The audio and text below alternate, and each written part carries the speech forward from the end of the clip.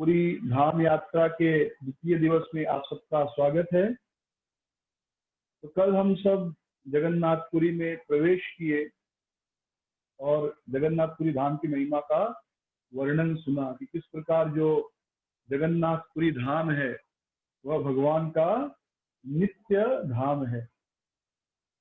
आज हम किस प्रकार जगन्नाथ जी प्रकट हुए इस भौतिक धरातल में, जगन्नाथ जी कैसे इस भौतिक संसार में अपने श्री विग्रह के रूप में प्रकट हुए, उस विषय पर हम चर्चा करेंगे, वह कथा सुनेंगे। तो श्री क्षेत्र पुरुषोत्तम क्षेत्र जगन्नाथपुरी में कैसे भगवान प्रकट हुए, द्वारका में किस प्रकार प्रकट हुए और श्रीधाम वृंदावन में जो यह जगन्नाथ का स्वरूप है वह कैसे प्रकट हुआ, यह 3 विषय आज हम चर्चा करेंगे। जैसा कि हमने कल चर्चा की थी कि जो यह जगन्नाथपुरी धाम है, यहाँ पर भगवान की जितने भी भाव हैं, चाहे वह नवदीप धाम का औदार्य भाव हो, चाहे वह वृंदावन का माधुर्य भाव हो, या द्वारका का ऐश्वर्य भाव हो, तीनों भाव से यहाँ पर जगन्नाथ जी की सेवा होती है। जगन्नाथ जी स्वयं माधुर्य भाव के जो स्वरूप हैं, औदार्य भाव के स्वरूप हैं, लोगों का उद्धार कर रहे हैं, पतितों का उद्धार कर रहे हैं। इसलिए जगन्नाथ जी का एक नाम है पतित पावन। और ऐश्वर्य तो है, इसे श्री क्षेत्र कहते हैं, साक्षात लक्ष्मी जी श्री मंदिर में भगवान की सेवा करती हैं। तो इस प्रकार यह जो धाम है, यह सभी धामों का आप कह सकते हैं मिश्रण है। तो तीनों प्रकार का रस, अगर आप भगवान की कथा सुनेंगे, भगवान की कथा आप सुनी है, भगवान के स्वरूप के बारे में आप जानते हैं, तो तीनों प्रकार के रसों का आप यहाँ पर आस्वादन कर सकते हैं। तो हम आज सबसे पहले चर्चा करेंगे कि श्री क्षेत्र जगन्नाथपुरी में कैसे भगवान श्री कृष्ण जगन्नाथ के रूप में प्रकट हुए। तो यह जो कथा है, यह कथा सत्य युग की है। सत्य युग यानी आज से करोड़ों साल पहले, एक चतुर्युगी में 43 लाख साल होते, तो आज से लगभग 40 लाख साल पहले, 35 या 40 लाख साल पहले की यह कथा है। तो उस समय ब्रह्मा जी के वंश में इंद्रदुम्न नामक एक राजा हुए। वे अवंती नगर में वास करते थे और पूरे भारतवर्ष पर उनका शासन था। यह ब्रह्मा जी के 5वीं पीढ़ी में प्रकट हुए थे। सदाचारी थे, न्यायचारी, पुण्यात्मा और सात्विक प्रवृत्ति के राजा थे। यह वास्तव में राजा न होकर राज ऋषि थे। एक होता है राजा, एक होता है राजर्षि, यानी वह राजा है लेकिन ऋषि भी है। इसका अर्थ यह है कि यद्यपि वह बाहर से राजा है पर अंदर से ऋषि है, तो उसका एक ही उद्देश्य होता है, लोगों का कल्याण करना। तो पहले राजाओं को जो शिक्षा दी जाती थी वह उन्हें राज ऋषि के रूप में शिक्षा दी जाती थी कि आप राजा हो लेकिन ऋषियों की तपस्या भी आपके जीवन में होनी चाहिए। वे ऋषियों की तपस्या, ऋषियों की दया, ऋषियों के मन में जो दूसरों के प्रति करुणा की भावना होती है, दूसरों के उद्धार की भावना होती है, उस भावना के साथ जो है राजा राज्य किया करते थे। इसलिए इन्हें कहते हैं राज्य ऋषि, राजर्षि। ये राजर्षि थे, मालव देश में अवंती नामक नगर में निवास करते थे। तो एक दिन महाराज इंद्रदुम्न अपने राज्य सभा में बैठे थे और सभा में उनके सारे सांसद, बड़े बड़े विद्वान, पंडित, भक्त सब बैठे हुए थे। अच्छे अच्छे बड़े बड़े कवि बैठे थे। तो उन सबको इंद्रदुम्न महाराज ने एक सुंदर प्रश्न पूछा। यत्र साक्षात् जगन्नाथ पश्य एतेन चक्षुषा। हे धर्मात्माओं, ऐसा इस पृथ्वी पर कौन सा स्थान है जहां पर यत्र साक्षात जगन्नाथ, जो जगत के स्वामी है, नाथ मतलब स्वामी, जो जगत के स्वामी है, पूरे ब्रह्मांड के स्वामी है, पश्यमेतेन, अपने चक्षुषा, अपने आंखों से मैं उनको सीधे सीधे देख सकूं। ऐसे कोई स्थान है इस पूरे ब्रह्मांड में, इस भारतवर्ष में, जहां पर मैं साक्षात जगन्नाथ को देख सकूं, जो जगत के स्वामी है, पूरे विश्व के स्वामी हैं। गोलोक में तो भगवान को देख सकते हैं, वैकुंठ में तो दिख जाएंगे, लेकिन इस पृथ्वी पर कहीं दिखाई देंगे क्या? तो जब सभी ऋषि मुनियों ने, सांसदों ने, राज्य की जो सभा के सांसद थे, वो सब पंडित, इन सब ने जब यह प्रश्न सुना तो वे बड़े प्रसन्न हुए और आश्चर्य व्यक्त करने लगे कि राजा के मन में ऐसी इच्छा कहाँ से आ गई। जैसे आपका बेटा आपके पास आके कहे कि मुझे भगवान के सीधे दर्शन करने, कहाँ पर कर सकते हैं, तो आप हैरान हो जाओगे कि अरे एक छोटा सा बालक, इसके मन में कहाँ से इच्छा आ गई। वैसे राजा के मन में साक्षात जगन्नाथ के दर्शन करने की इच्छा कैसे आ गई? यह जो था, यह उनका प्रश्न सुनकर सब आश्चर्य व्यक्त करने लगे। तो उनके प्रश्न का जवाब देने के लिए स्वयं भगवान एक सन्यासी का रूप धारण करके आए उस राज्य भवन में, उस राज्य सभा में, और राजा के सामने प्रकट हुए। और उन्होंने राजा से कहा कि हे राजन, मैं इस भारतवर्ष के सभी तीर्थों को भ्रमण किया हूँ, सभी तीर्थ स्थानों का मैंने दर्शन किया है, और मैंने बचपन में सुना है कि उड्रदेश इति ख्याते वर्षे भारत संज्ञ के दक्षिणस्य धोस्तीरे क्षेत्रम पुरुषोत्तमम, कि भारतवर्ष में एक उड्र नामक विख्यात देश है, वहां समुद्र के दक्षिण में साक्षात एक नीलगिरी पर्वत है, वह चारों ओर घने जंगल से घिरा हुआ है, और उस घने जंगल के बीचों बीच एक वट वृक्ष है जो 2 मील तक फैला हुआ है, उसकी डालियां, शाखाएं। और वहां पर एक सुंदर रोहिणी कुंड है जो आंखों को और मन को बड़ी सुंदरता, आनंद प्रदान करता है। इतना सुंदर है कि मन को आनंद प्रदान करता है, आंखों को सुकून प्रदान करता है।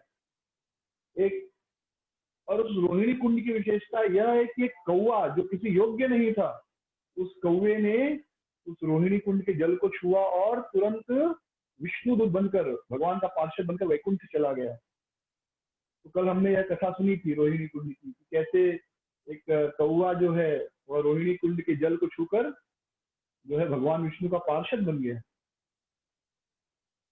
तो यह जो सन्यासी, भगवान स्वयं सन्यासी के रूप में आए थे, वे कहने लगे कि वास्तव में उस कौवे की कोई योग्यता नहीं थी, लेकिन उस स्थान का प्रभाव था कि वह विष्णुदूत के रूप में परिवर्तित हो गया। तो हे राजन, मैं उस स्थान पर पूरे 1 वर्ष तक निवास किया हूँ, उस वट वृक्ष के नीचे मैं पूरे 1 वर्ष तक रहा हूँ, और मैं हर रात को देखता था, हर रात्रि में देवता आते थे, और वहां पर जो भगवान का श्री विग्रह है, भगवान का जो अच्छा विग्रह है नील माधव, उनकी वे रोज पूजा किया करते थे।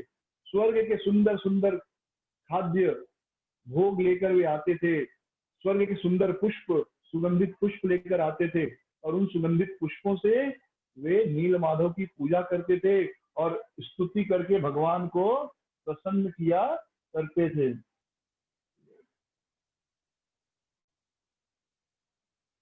तो हे इंद्रदुम्न महाराज, मेरी कोई विशेष योग्यता तो नहीं है, लेकिन केवल उस स्थान पर रहने मात्र से मुझे भगवान के प्रति प्रेम प्रकट हो गया। तो वे कृपा के सागर श्री हरि जो है, वे अपने भक्तों को केवल दर्शन मात्र से मुक्ति प्रदान करते हैं।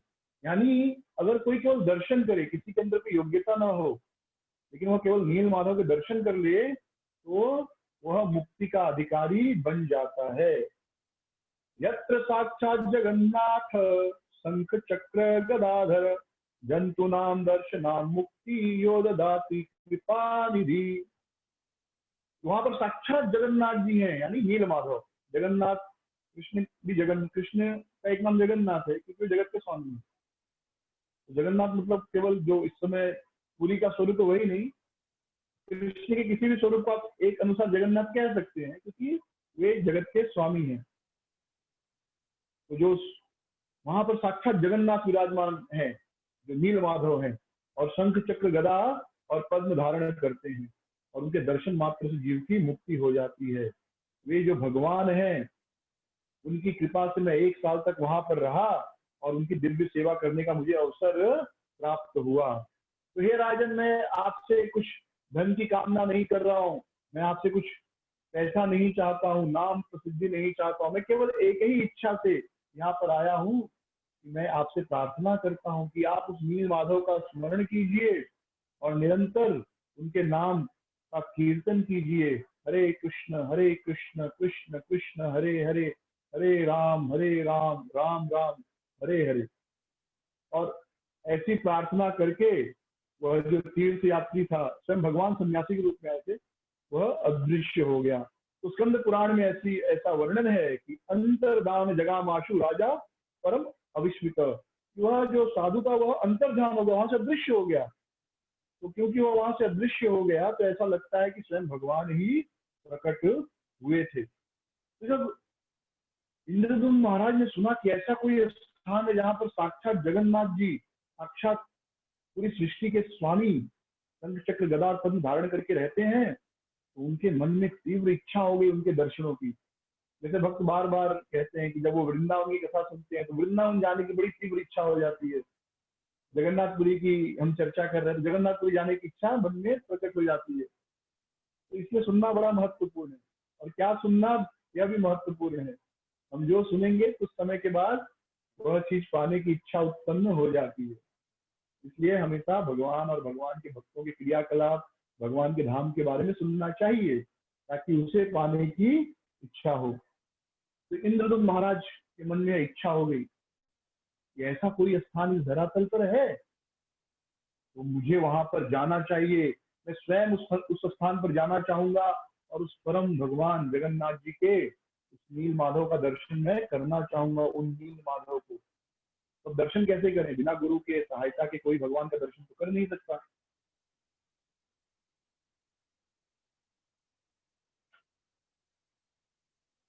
तो राजा इंद्रदुम्न, महाराज इंद्रदुम्न अपने कुल पुरोहित की ओर मुड़े। तो पुरोहित का एक अच्छा अर्थ मैंने पढ़ा था, पुरोहित मतलब जो पूरा पूरा हित करे, पुरोहित, पुरोहित जो पूरा पूरा हमारा हित करे वह पुरोहित है। यानी जो इस संसार में भी और अगले जीवन का भी हमारा उद्धार करे। तो वास्तविक पुरोहित वही है जो इस संसार में भी सुखी रहने का रास्ता बताए और साथ में अगले जीवन के बारे में भी बताए, अगला जीवन हम कैसे अच्छा कर सकते हैं। तो वे अपने पुरोहित की ओर मिले और उन्होंने पुरोहित से प्रार्थना की कि हे भगवान, मैंने धर्म, अर्थ और काम इन सबको प्राप्त कर लिया है, लेकिन अब जो चतुर्थ पुरुषार्थ है, क्या, भगवान का प्रेम या मोक्ष, वह अब तक मुझे नहीं मिला। तो मैं आपसे प्रार्थना करता हूँ कि आप कृपा करके मुझे बताएं कि कैसे मैं उन परम भगवान का दर्शन कर सकता हूँ। तब पुरोहित ने भगवान, तब जो पुरोहित थे उन्होंने राजा की बात सुनने के बाद कहा कि हे राजन, आप चिंता मत करो, आपकी जैसी इच्छा है वह इच्छा अवश्य पूर्ण होगी। आप अपने इन्हीं चर्म चक्षुओं से, अपनी इन चमड़ी की बनी आंखों से भगवान का दर्शन कर सकेंगे। आपकी जो विश्वास अनुचर हैं, आपके जो सहयोगी हैं, आपकी जो सैनिक कुछ हैं, उनके साथ में मेरे छोटे भाई विद्यापति को भेजूंगा। मेरा छोटा भाई बहुत ही विद्वान ब्राह्मण है, कुशल है, तो वह जो है आपके कुछ विश्वास पात्र मनुष्यों के साथ जाएगा और वह स्थान ढूंढकर वापस आपको बताएगा उस स्थान के बारे में। तो इंद्रदुम्न महाराज बहुत प्रसन्न हो गए और जो विद्यापति हैं, वो एक छोटे भाई थे, वे मन में इतना खुश हो गए कि मुझे आज जगन्नाथ जी जो नील माधव हैं उनको ढूंढने की सेवा मिली है, तो मैं अब जाऊंगा और उस परम भगवान के दर्शन करूंगा। राजा के पहले तो उनको ही दर्शन हो गया। जैसे जब अक्रूर जी को कंस ने कहा जाओ कृष्ण को लेकर आओ, तो पहले अक्रूर जी को बड़ा दुख हुआ कि अरे ये कंस कृष्ण को मार देगा, मुझे कृष्ण और बलराम को लाने के लिए भेजा है, कितना बुरा कार्य है, मैं उन दोनों को लाऊंगा और कंस उनका मार देगा। लेकिन बाद में अक्रूर बहुत खुश हो जाते हैं कि अरे मुझे कृष्ण के दर्शन करने मिलेंगे। तो वैसे ही भक्तों को बहुत खुश होना चाहिए जब हम धाम यात्रा के लिए जाते हैं कि हमें वृंदावन धाम में, जगन्नाथपुरी धाम में, मायापुर धाम में जगन्नाथ जी के, कृष्ण के, महाप्रभु के दर्शन होंगे। तो जो विद्यापति थे उन्होंने ब्राह्मणों का आशीर्वाद स्वीकार किया और एक शुभ मुहूर्त देखकर एक सुंदर रथ पर, जिसका नाम था पुष्पक, उस रथ पर चढ़कर मन ही मन अपने भाग्य की सराहना करते हुए आगे बढ़ रहे थे। वो मन में ऐसे सोच रहे थे अहो मे सफलम जन्म सुकल्या सर्वरीच मे, रक्षामि यद भगवतो मुख पद्म अघापहम। अहो मे सफलम जन्म, आज मेरा जन्म जो है सफल हो गया। सुकल्या सवरी चम, मेरे जीवन में आज प्रभात का उदय हुआ है। दक्षामी यद भगवतो, मैं आज उन भगवान के दर्शन करूंगा जिनके मुख के दर्शन से सारे पाप समाप्त हो जाते हैं। उनका मुख कैसा है? मुख पद्म, उनका जो सुंदर मुख है वह पद्म के समान है, कमल के समान है भगवान का मुख। तो उन भगवान के कमल जैसे मुख का दर्शन करूंगा और मेरे सारे पाप नष्ट हो जाएंगे। तो वे परम भगवान जो हैं, उन परम भगवान को केवल श्रवण के द्वारा प्राप्त किया जा सकता है। श्रवण आदि जो भक्ति है, नवधा भक्ति, उसके द्वारा प्राप्त किया जा सकता है। और वे परम भगवान नित्य नीलाचल में वास करते हैं और हम जैसे बद्ध जीवों का जो दुख है, जन्म मृत्यु बुढ़ापा बीमारी, उससे हमें बाहर निकालते हैं। यह मेरा परम भाग्य है कि मैं उन परम भगवान के आज दर्शन करूंगा। अरे एक कौवा भी जब उनके धाम में पहुंचा, उस नीलाद्री पर्वत पर पहुंचा और रोहिणी कुंड के जल को स्पर्श करके उसकी भी मुक्ति हो गई, तो फिर तो मेरी मुक्ति अवश्य होगी। इस विचार से विद्यापति अपने सभी संगियों के साथ बड़ी लंबी यात्रा पर निकल पड़े। और इतना उत्साह था, इतना उनके अंदर जोश था कि बिना किसी थकावट के, जो बीच में नदी आए, पहाड़ आए, उबड़ खाबड़ बंजर भूमि, उन सबको पार करते करते ये उत्कल में महानदी के किनारे पहुंचे। उत्कल यानी अब ये जगह आ गई उत्कल देश। वहां वे ब्राह्मण जो विद्यापति, वहां पर उन्होंने नदी में विश्राम किया और स्नान किया।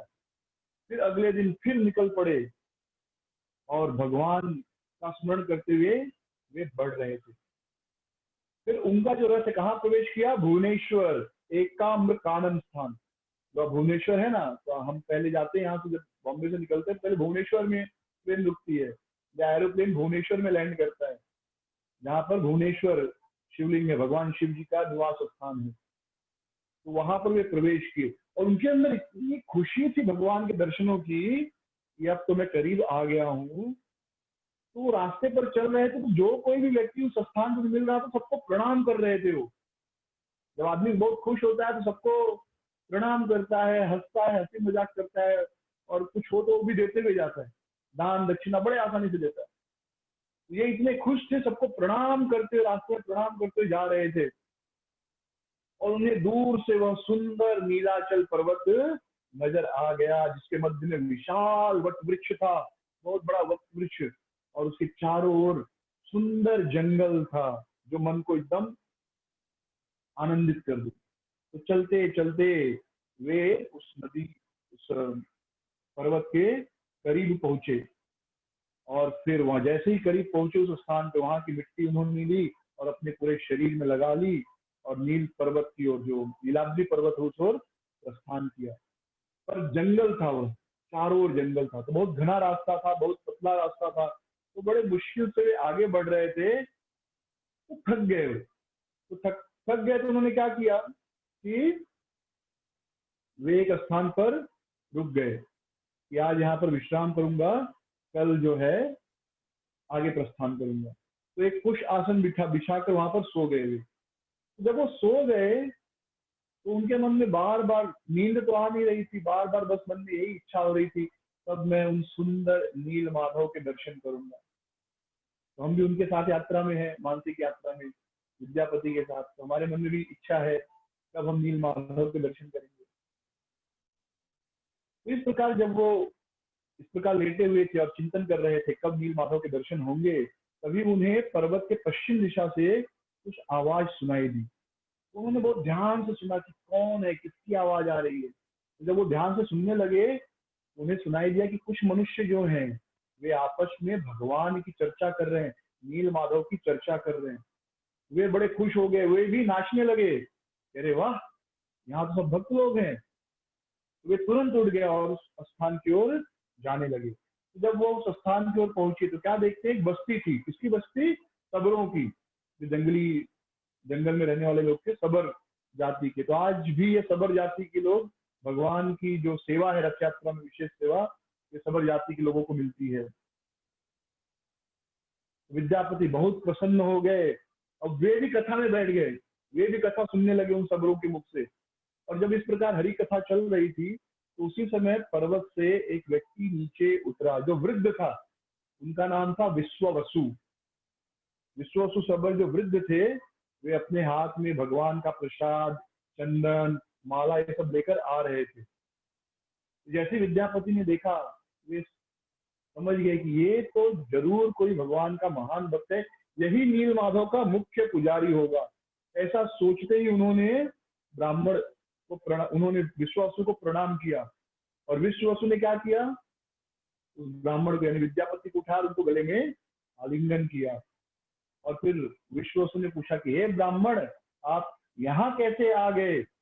अब आप आए हैं तो यहाँ पर अच्छे से भोजन कीजिए, जल पीजिए और यहीं पर कुछ दिन सुखपूर्वक निवास कीजिए। तो देखिए, एक भक्त दूसरे भक्त से मिलता है तो इस प्रकार प्रेम का आदान प्रदान होता है। इसके पश्चात विश्ववसु जो थे, क्योंकि ब्राह्मण है ना विद्यापति, तो विश्ववसु ने उनको पाद्य, अर्घ ये सबसे उनकी सेवा की और फिर उनसे कहा कि आपको फल, अन्न जो कुछ चाहिए आप बताइए, मैं तुरंत आपके लिए प्रस्तुत करूंगा। विद्यापति ने कहा कि मुझे ना फल खाने की इच्छा है ना अन्न खाने की इच्छा है, मेरी इच्छा तो केवल नील माधव के दर्शनों की हो रही है। और इस प्रकार कहते विद्यापति ने कहा, दृष्ट्वा यावन्त ते वार्तो नश्यामि सो अप्यहम निराहार ध्रुवो साध्वो तन्माम विष्णु प्रदर्शय। हे साधु, हे विश्ववसु जी, मैं राजा इंद्रद्युम्न की प्रेरणा से आपके पास आया हूँ और नील माधव के दर्शन करने की इच्छा से आया हूँ। जब तक मैं नील माधव के दर्शन करके उनका समाचार मैं राजा को न पहुंचा दूं तब तक मैं कुछ खाऊंगा नहीं, पीऊंगा नहीं। तो जैसे ही विद्यापति ने यह सुना, विश्ववसु ने यह सुना, थोड़ा चिंतित हो गए। विश्ववसु सोचने लगे कि अब यह ब्राह्मण हमारे छुपे हुए भगवान नील माधव का दर्शन करेंगे और फिर सब लोग आएंगे नील माधव का दर्शन करने, तो हमारा ये प्राइवेट अफेयर है ना। होता है भगवान की पूजा में भी ये दिव्य स्वार्थ होता है, मेरे हैं नील माधव, मेरे हैं। भीड़ होगी, सब फिर बड़ा ताम झाम होगा और सब सब लोगों को पता चल जाएगा। उनके मन में आया नहीं बताता हूँ। लेकिन फिर उनको एक बात याद आई कि उन्हें पहले, बहुत समय पहले किसी ने बताया था कि जब इस कल्प का, ब्रह्मा जी का पूर्वार्ध और उत्तरार्ध दो है, तो पूर्वार्ध में नील माधव थे, यानी ब्रह्मा जी के 50 साल पूरे होने तक, और जैसे ही 50वां साल खत्म हुआ, 51वां साल शुरू हुआ, नील माधव अदृश्य होकर कौन आ गए? जगन्नाथ आए। तो ब्रह्मा जी के 50 साल पूरे हो गए, 51वां साल चल रहा है, ठीक है। तो 50 साल तक कौन थे? ब्रह्मा जी के 50 साल तक नील माधव इस जगन्नाथ क्षेत्र में थे, और अगले 50 साल तक ब्रह्मा जी के, हमारे नहीं, ब्रह्मा जी के 50 साल यानी हमारे करोड़ों करोड़ों साल हो गए, तब तक कौन रहेंगे? जगन्नाथ जी उस रूप में रहेंगे। तो ब्रह्मा जी का जो पूर्वार्ध जैसे ही खत्म होगा, उत्तरार्ध शुरू होगा, नील माधव जो है स्वर्ण बालुका में अदृश्य हो जाएंगे। समुद्र है ना, तो बालू, उस बालू में अदृश्य हो जाएंगे, अप्रकट हो जाएंगे। और तब राजा इंद्रद्युम्न महाराज यहाँ पर सभी प्रजाजनों के साथ आकर 100 अश्वमेध यज्ञ करेंगे, नरसिंह यज्ञ करेंगे और भगवान की लकड़ी के मूर्ति की स्थापना करेंगे।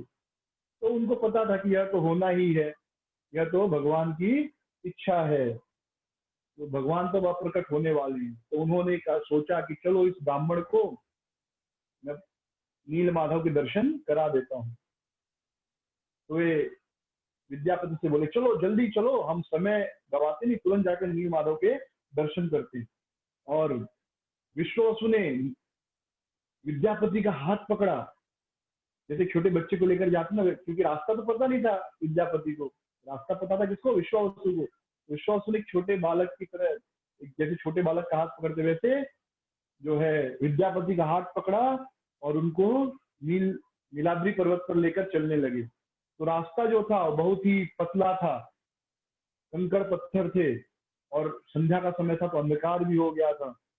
लेकिन जो विश्ववसु थे इनका तो रोज जाना आना था, तो बड़े आसानी से वो लेकर चले गए और वहां वे रोहिणी कुंड पर पहुंचे। तो रोहिणी कुंड पर पहुंचकर ही इतना आनंद आया विद्यापति को, इतना वो प्रसन्न हो गए, उन्हें विश्वास नहीं हुआ कि इस ब्रह्मांड में भी इतना सुंदर जगह कोई हो सकता है। तो विश्वावसु जो है वे विद्यापति से कहते हैं कि यह जो सुंदर रोहिणी कुंड है यह सृष्टि का कारण है, सब कुछ इसी से निकलकर सृष्टि का निर्माण होता है।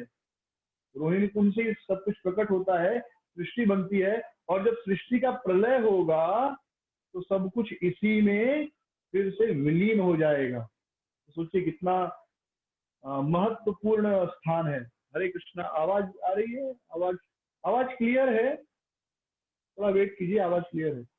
तो प्रलय के समय सब कुछ इसी रोहिणी कुंड में प्रवेश हो जाएगा, और जो कोई भी व्यक्ति इस स्थान पर स्नान करता है वह वैकुंठ जाने का अधिकारी बन जाता है। इतना महत्वपूर्ण है। तो रोहिणी कुंड को मन से प्रणाम करेंगे हम सब, रोहिणी कुंड को प्रणाम करेंगे, आचमन करेंगे और स्नान करेंगे, डुबकी भी ले लेंगे मानसिक रूप से। तो जो कोई भी रोहिणी कुंड में स्नान करता है वैकुंठ जाने का अधिकारी बन जाता है। और इस कुंड के पूर्व में सुंदर वट वृक्ष है जिसे कल्प वट के नाम से जाना जाता है। और केवल इस वृक्ष की छाया मिल जाए, अगर इस वृक्ष की छाया आपके शरीर को छू ले तो ब्रह्म हत्या जैसे पाप हुई व्यक्ति मुक्त हो जाता है। और इसके पश्चात विश्वावसु विद्यापति ब्राह्मण को नील माधव के सामने लेकर जाते हैं और कहते हैं, एतयोरंतरे ब्रह्मा निकुंजभ्यंतर स्थितम पश्य साक्षात जगन्नाथम वेदांत प्रतिपादिनम। हे विद्यापति, वेदों में वर्णित जगन्नाथ जी का दर्शन आप यहाँ करो। वट वृक्ष और कुंड के बीच में जो नील माधव हैं उनका आप दर्शन करो। और जो कोई भी एक बार नील माधव का दर्शन करता है वह वापस इस भौतिक संसार में नहीं आता। और जब विद्यापति ब्राह्मण ने नील माधव के दर्शन किए, इतने रोमांचित हो गए, इतना उनको आनंद आया। और भगवान का विग्रह कितना सुंदर होगा, किसी व्यक्ति ने नहीं बनाया, साक्षात भगवान स्वयंभू स्वयं प्रकट हुए। तो उन्होंने उनका दर्शन किया। उसके पहले रोहिणी कुंड में स्नान करके फिर नील माधव का दर्शन किया, नील माधव को प्रणाम किया, दंडवत प्रणाम किया, और वे नील माधव की स्तुति करने लगे। तो मेरे पीछे पीछे आप लोग दोहराइए, कोशिश कीजिए। प्रधान पुरुषातीत सर्वव्यापिन परात्पर चराचर परिणाम परमार्थ नमस्तुते। नमस्ते कमलाकांत नमस्ते कमलानन नमः कमलपत्राक्ष राहि मां पुरुषोत्तम। तो वे इस प्रकार भगवान की स्तुति करने लगे कि हे प्रधान पुरुष, हे सर्वव्यापी ब्रह्म, आप प्रकृति से अतीत हैं, सर्वव्यापी परात्पर, चर अचर आपसे ही प्रकट होता है। मैं आपको नमस्कार करता हूँ। हे कमलाकांत, हे कमल नयन, हे कमल पत्राक्ष, आप मेरी रक्षा कीजिए। तो इस प्रकार भगवान की स्तुति की उन्होंने, विद्यापति ब्राह्मण ने, हम भी स्तुति किए। इसके पश्चात वे बैठे जगन नील माधव के सामने और मंत्र जाप करने लगे। तो हम भी मानसिक रूप से बैठकर महामंत्र का जप करेंगे। हरे कृष्ण कृष्ण कृष्ण हरे हरे, हरे राम राम राम हरे हरे। नील माधव जी के सामने इस प्रकार जप किए, प्रणाम किए। उनका मन एकदम आनंद से भर गया है। कितना सुंदर नीले रंग का भगवान का विग्रह होगा, वो कल्पना भी नहीं कर सकते। केवल सोच कर आनंद आता है। सच में अगर दर्शन हो जाते तो फिर मतलब कल्पना से परे है। तो इस प्रकार जब समय बीतने लगा तो थोड़े समय के बाद विश्वावसु जो सबर थे वे आए और उन्होंने विद्यापति ब्राह्मण से कहा कि आपका जन्म जो है वो तो कृतार्थ हो गया, आपका जन्म सिद्ध हो गया, अब सूर्यास्त होने वाला है और आप भी भूखे हो, तो चलो हम लोग घर जाते हैं, यहाँ पर बहुत भयानक भयानक पशु आते हैं, हमें शीघ्र वापस लौटना होगा। तो फिर विश्ववसु सबर और विद्यापति ब्राह्मण दोनों वापस आ गए। और घर पर जब आ गए विश्ववसु विद्यापति ब्राह्मण, तो विश्ववसु सबर ने उनको सुंदर स्वादिष्ट भोज्य प्रस्तुत किया, परोसा, खाना, भोजन, प्रसाद, जो भी कहिए। जब विद्यापति ने भोजन खाया, भगवान का प्रसाद खाया, एकदम आश्चर्यचकित हो गए। वे कहने लगे कि इतना सुंदर, इतना स्वादिष्ट भोजन तो मैं राजा के यहाँ पर भी नहीं पाया आज तक। राजमहल में भी इतना सुंदर भोजन नहीं बनता। ये भोजन आपको कहाँ से मिला है? ये भोजन इस संसार का नहीं हो सकता। तो जब विश्ववसु ने बात सुनी तो मुस्कुराने लगे। तो मुस्कुराकर कहने लगे कि हे विद्यापति ब्राह्मण, ये जो है यह अन्न इस भौतिक संसार का नहीं है। यह अन्न जो है यह स्वर्ग से आया है। जो स्वर्ग के देवता हैं वे इस जगतपति परम भगवान नील माधव की पूजा के लिए रोज आते हैं और वे सुंदर सुंदर भोग लेकर आते हैं, जगन्नाथ जी को, नील माधव जी को अर्पित करते हैं, आभूषण अर्पित करते हैं, पुष्प, सुगंधित पुष्प अर्पित करते हैं। यह नील माधव जी का प्रसाद है, जो इस भौतिक संसार का नहीं। और जो कोई भी व्यक्ति इस प्रसाद को खाता है वह सभी प्रकार की बीमारियों से और बुढ़ापे से मुक्त हो जाता है। यह भोग देवता लगाते हैं और वो चले जाते हैं, तो मैं फिर वो प्रसादी घर पर लेकर आता हूँ और पाता हूँ, बाकी लोगों को भी देता हूँ। तो कितना भाग्य है कि स्वर्ग का भोग नील माधव जी को लग रहा है, फिर नील माधव जी का महाप्रसाद जो है विश्ववसु सबर को मिल रहा है। विष्णु निर्माल्य भोगे न क्षीयते पाप सम्मति। जो भगवान का प्रसाद, जिसे निर्माल्य कहते हैं, कैवल्य कहते हैं, शिष्ट कहते हैं, जो कोई भी इसे ग्रहण करता है उसके सारे पाप नष्ट हो जाते हैं। तो हे विद्यापति ब्राह्मण, ऐसा विश्ववसु सबर कहते हैं कि मुझे 10,000 साल की उम्र प्राप्त है, और जो कोई भी भगवान की सेवा करके यह प्रसाद प्राप्त करता है वह इस संसार से मुक्त होकर भगवान के नाम प्राप्त हो जाता है। विद्यापति ब्राह्मण तो केवल सुन रहे थे, ये सबर जाति का है, नीच जाति का है, लेकिन इतना बड़ा भाग्यशाली है, इनके भाग्य की सीमा का कहना क्या। रोज देवताओं द्वारा अर्पित नील माधव का महाप्रसाद इस व्यक्ति को प्राप्त होता है, रोज नील माधव का दर्शन प्राप्त होता है। ये विश्ववसु सबर जैसा भक्त कोई हो ही नहीं सकता। मैं तो वापस अवंती नहीं जाऊंगा, मैं अब यहीं रहकर इनका संग करूंगा, अब इनके साथ ही रहूंगा, ऐसा मन में आया। लेकिन फिर वो सोचे नहीं, जिस राजा ने मुझे भेजा, जिसके कारण मुझे नील माधव के दर्शन हुए, तो उनका वो जिम्मेदारी, ग्रेटिट्यूड होता है, वह भी हमें निभानी चाहिए। तो फिर विद्यापति ब्राह्मण विश्ववसु से कहते कि देखो विश्ववसु, मुझे वापस अवंती जाना है, राजा यहाँ पर आना चाहते हैं, नील माधव के दर्शन करना चाहते हैं, उन्होंने मुझे भेजा है। तो जब विश्ववसु सबर ने यह बात सुनी तो उन्होंने विद्यापति ब्राह्मण से कहा कि आपका राजा जो है नील माधव के दर्शन नहीं कर पाएंगे, अब समय आ गया है, नील माधव अब क्या होंगे, अदृश्य होने वाले हैं। वे स्वर्ण बालुका यानी जो बालू है समुद्र के किनारे की, तो उस समय शायद सोने के रंग की हो, पीले रंग की, तो स्वर्ण बालिका में भगवान आच्छादित हो जाएंगे। और उसके पश्चात जब इंद्रदुम्न महाराज यहाँ पर आएंगे और अश्वमेध यज्ञ करेंगे, वही नील माधव भगवान फिर दारू ब्रह्म के रूप में, लकड़ी के रूप में प्रतीत होंगे, प्रकट होंगे।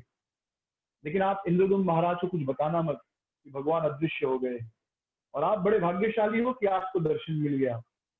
तो विद्यापति ब्राह्मण अगले दिन फिर सुबह दर्शन के नील माधव भगवान का, और वे अवंती चले गए। यहाँ पर विश्ववसु सबर भगवान की तैयारी के लिए, भगवान की पूजा की तैयारी के लिए सब द्रव्य सामग्रियां तैयार कर रहे थे, और एकाएक बहुत जोरों से आंधी आई, खूब जोर से आंधी बहने लगी, जो बालू है और भूमि पर जो धूल है उड़ने लगी जोरों से।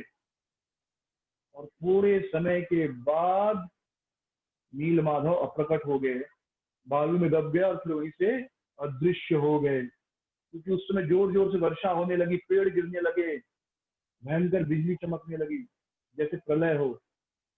और जब सब शांत हुआ तब विश्वसु सबर को समझ में आ गया कि नील माधव अदृश्य हो गए। और वे रोने लगे, जोर जोर से रोने लगे, मूर्छित हो गए। और सारे देवता जो पूजा करने आए थे, वे भी सुबह पूजा करने आते थे, तो सारे देवता भी रोने लगे कि क्या लाभ है हमारे देवता होने का, हे पुरुषोत्तम, हे जगन्नाथ, हे नील माधव, हमसे क्या अपराध हो गया जो आपने हमें त्याग दिया और अदृश्य हो गए। हे माधव, अब इस देवता पद का भी क्या लाभ, हमें कृपा करके अपने दर्शन से वंचित न करें। इस प्रकार सारे देवता रोने लगे, विश्वसु सबर रोने लगे। उसी समय एक आकाशवाणी हुई कि अब नील माधव का दर्शन इस संसार में नहीं होगा। अब परम भगवान नील माधव वे दारू ब्रह्म के रूप में, लकड़ी के रूप में प्रकट होंगे। जब इंद्रदुम्न महाराज यहाँ पर आएंगे और 100 अश्वमेध यज्ञ करेंगे, तब भगवान अपने दिव्य रूप में, जगन्नाथ जी के रूप में, लकड़ी के मूर्ति के रूप में प्रकट होंगे। आप सब लोग सांत्वना रखो। तो ऐसी आकाशवाणी हुई। तो ब्रह्मा जी बताते हैं यह बात कि ब्रह्मा जी 100 साल जीते हैं। ब्रह्मा जी का 100 साल बहुत अलग है, तो उस पर चर्चा नहीं करेंगे। पर इतना समझ लीजिए कि ब्रह्मा जी का जो 100 साल है वो हमारे करोड़ों साल के बराबर है। हमारे करोड़ों करोड़ों सालों के बराबर है ब्रह्मा जी का 100 साल। तो ब्रह्मा जी के 50 साल तक भगवान नील माधव के रूप में नीलाचल में विराजमान थे, जिसे कहते हैं पूर्वार्ध। तो ब्रह्मा जी के 50 साल बीत चुके थे। तो जो दूसरा उत्तरार्ध शुरू हुआ, यानी 91वां साल, उसमें भगवान अगले 50 साल तक ब्रह्मा जी के, जो यह जगन्नाथ जी का स्वरूप है, दारू ब्रह्म का स्वरूप है, इस स्वरूप में जगन्नाथ जी या नील माधव रहेंगे। सिंपल चीज है। पहले 50 साल ब्रह्मा जी के भगवान श्री कृष्ण नील माधव के रूप में थे। अगले 50 साल तक, ब्रह्मा जी के 50 साल तक, नील माधव या भगवान श्री कृष्ण जगन्नाथ जी के रूप में रहेंगे। यहाँ दूसरी तरफ विद्यापति ब्राह्मण जो है वे अवंती पहुंचे और तुरंत राजा से मिलने चले गए। और उनके मन में इतनी खुशी थी कि मैं कब राजा से मिलूंगा और नील माधव की सुंदरता का, उस नीलाद्रि पर्वत की सुंदरता का, रोहिणी कुंड के महात्म्य का वर्णन करूंगा। हम कुछ एक्साइटिंग देखते तो मन में बड़ी इच्छा होती, मैं कैसे पहुंचूं और बताऊं। तो उतने एक्साइटेड थे और बहुत प्रसन्न थे। तो जब राजा इंद्रदुम्न महाराज ने देखा कि विद्यापति महल में आ रहे हैं, तो ये अपने सिंहासन से खड़े हो गए, बहुत खुश हो गए। विद्यापति आ रहे हैं और बहुत खुश है, मतलब इनको नील माधव मिल गए हैं। विद्यापति आ रहे थे तो हाथ में, विद्यापति ब्राह्मण के हाथ में भगवान नील माधव की प्रसादी माला थी, चंदन थी। जैसे ही प्रसादी माला को महाराज इंद्रदुम्न ने देखा, तुरंत प्रणाम किया उन्होंने भगवान की प्रसादी माला को। और वे कहने लगे, प्रसाद जगदीश होती, हे जगदीश प्रसन्न हो जाइए। और तुरंत जमीन पर साष्टांग दंडवत प्रणाम किए। सोचिए, इंद्रदुम्न महाराज इतने महान भक्त हैं कि भगवान की माला और भगवान में कोई अंतर नहीं मान रहे। भगवान की माला को देख रहे हैं तो क्या सोच रहे हैं कि साक्षात नील माधव मुझे दर्शन दे रहे हैं, तो माला को दंडवत प्रणाम किए। हमने से कोई 10 साल पुराना भक्त है, कोई 20 साल पुराना भक्त है, कुछ लोग शायद ज्यादा भी है। हम में से कितने लोग माला को दंडवत प्रणाम किए, भगवान की माला को, प्रसादी माला को। लेकिन तुरंत इंद्रदुम्न महाराज ने उस माला को प्रणाम किया और प्रणाम करते हुए कहने लगे, माला मुकुंद शीर्षो अनुपम प्रमोद, लोभाधरी कृत सुरद्रम कांत गंधा, अंधीकृतालिचयां पवन प्रसारी, गंध प्रणाशित जगत कुलशाम नमामि। मैं इस माला को नमन करता हूँ जो मुकुंद शीर्षो, जिसको भगवान ने धरण किया था। और जो व्यक्ति इस माला को पाता है, स्वीकार करता है, उसके सारे पाप जो है नष्ट हो जाते हैं। यहाँ तक कि देवता गण भी इस माला को पाने के लिए ललायित रहते हैं।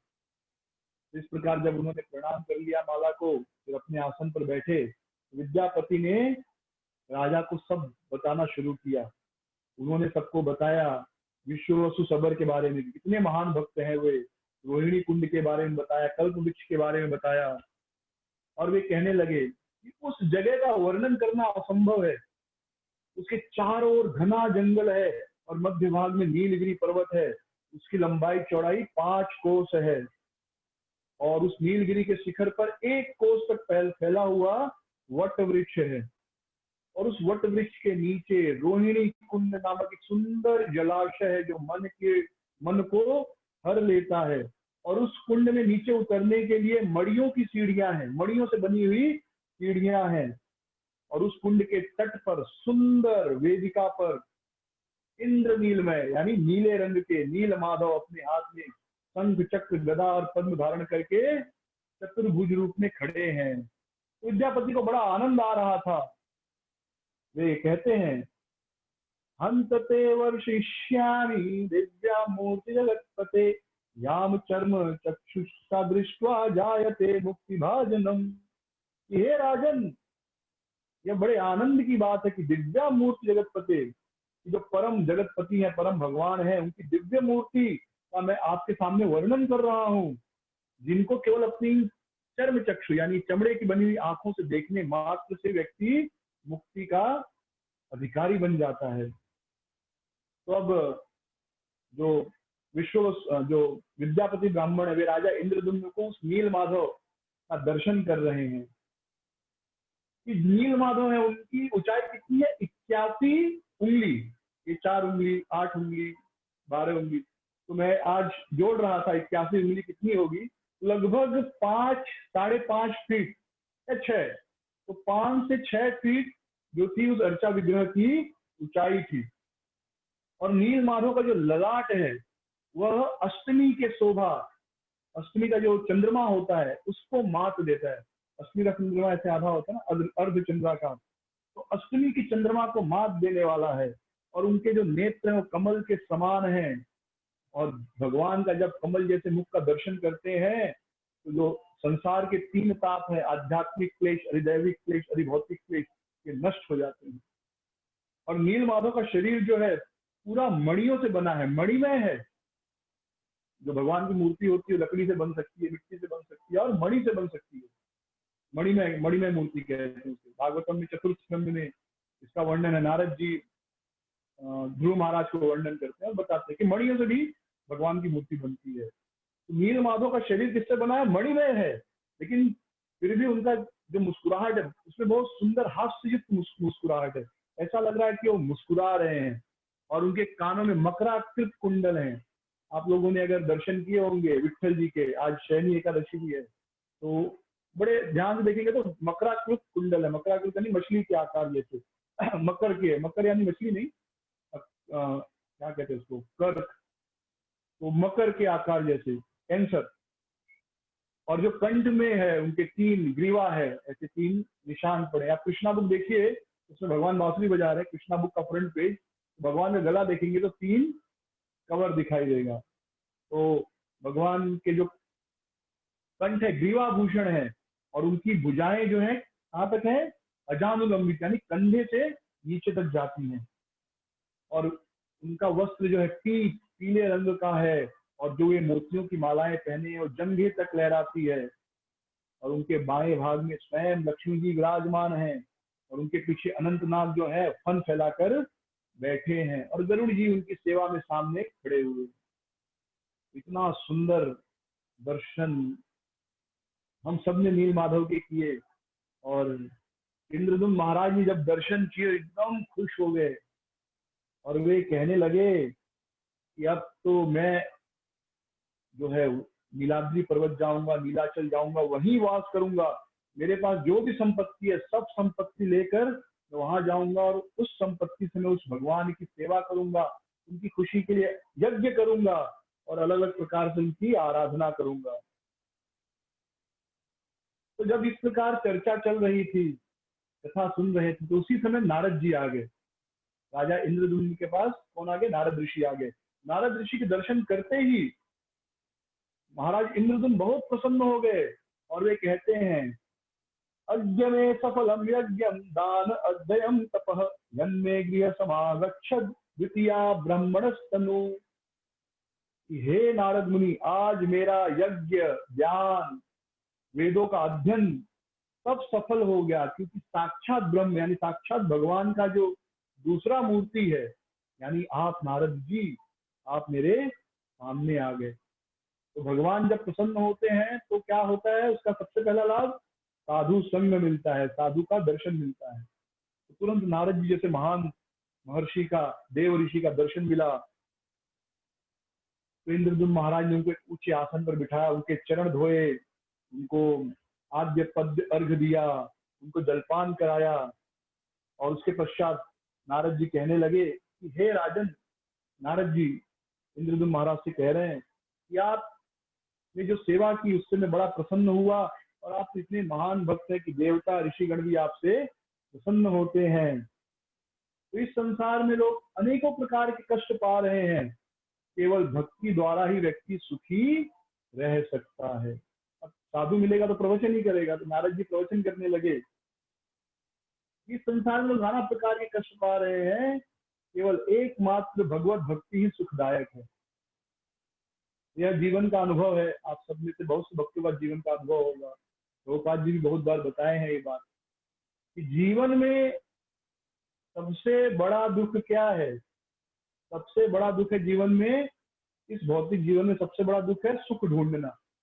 जैसे ही हम सुख ढूंढना शुरू करते हैं, दुख प्रारंभ हो जाते हैं। तो अगर कोई इस संसार में सुखी रहना चाहता है, तो मैं बार बार ये कहता हूं, जो व्यक्ति जानता है कि इस संसार में सुख नहीं है, वही व्यक्ति इस संसार में सुखी रह सकता है। जो यहाँ सुख ढूंढता है वह सुखी नहीं हो सकता, कभी नहीं हो सकता।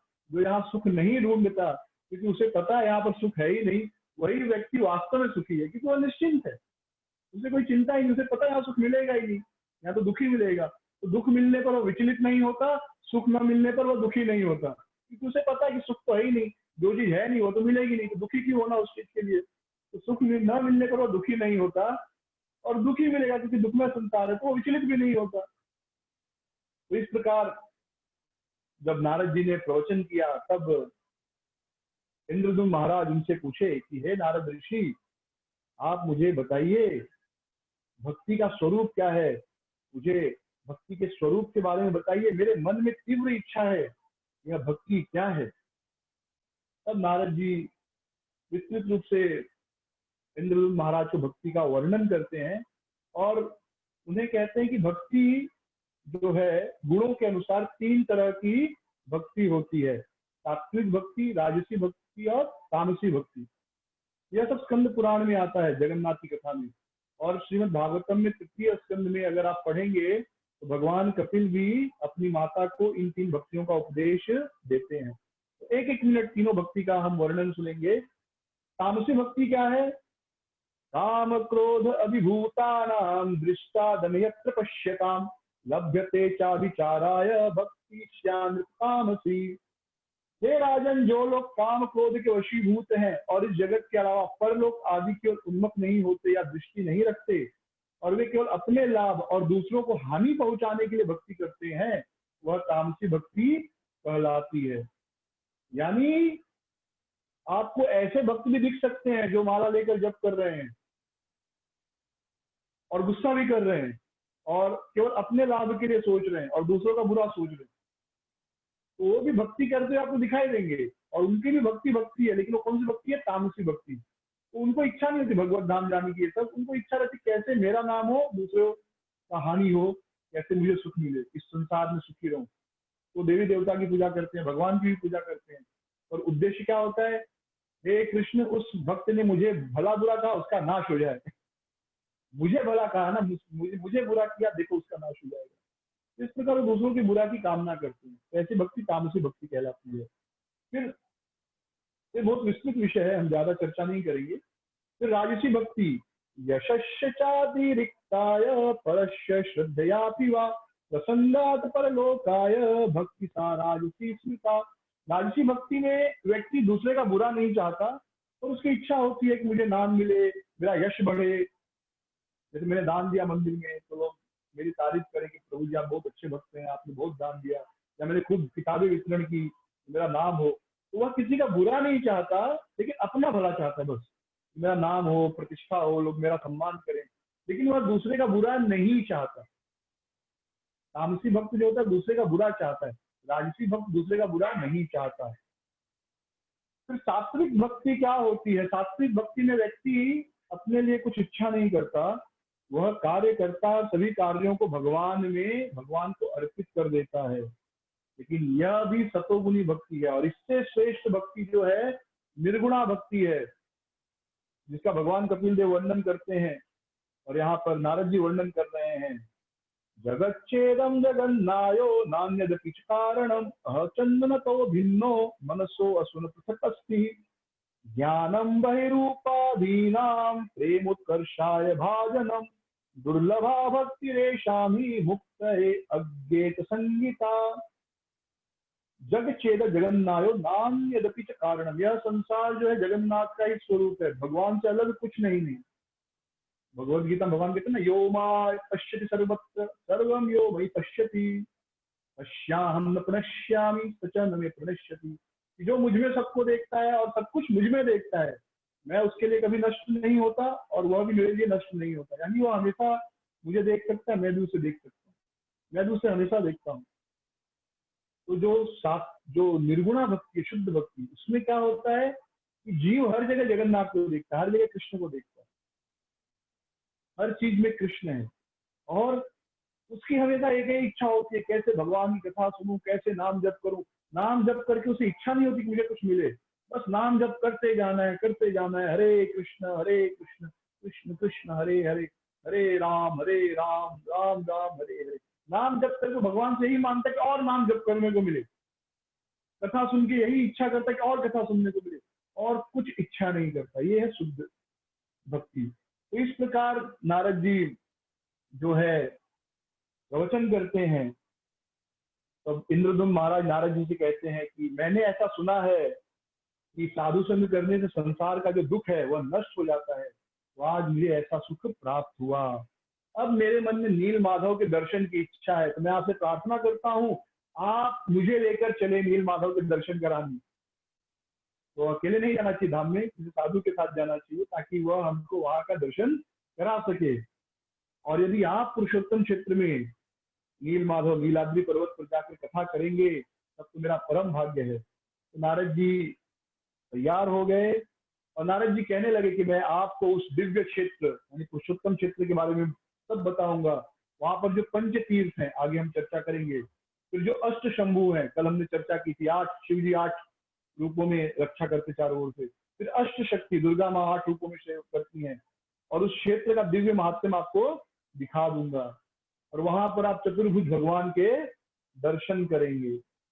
तो रात्रि सबने अवंती नगर में विश्राम किया। अगले दिन ज्येष्ठ शुक्ल पंचमी बुधवार के दिन राजा ने अपने नगर में घोषणा की कि हम सब अब यहाँ नहीं रहेंगे, हम सब कहाँ जाएंगे? पुरुषोत्तम क्षेत्र जाएंगे, जगन्नाथपुरी, नीलाद्री, नीलाचल पर्वत पर, और जीवन भर वहीं पर रहेंगे। तो जो भी राजा है मेरे अधीन, वे सब अपनी रानियों के साथ, सारी प्रजा, सब लोग अपना सामान पैक करो और चलो।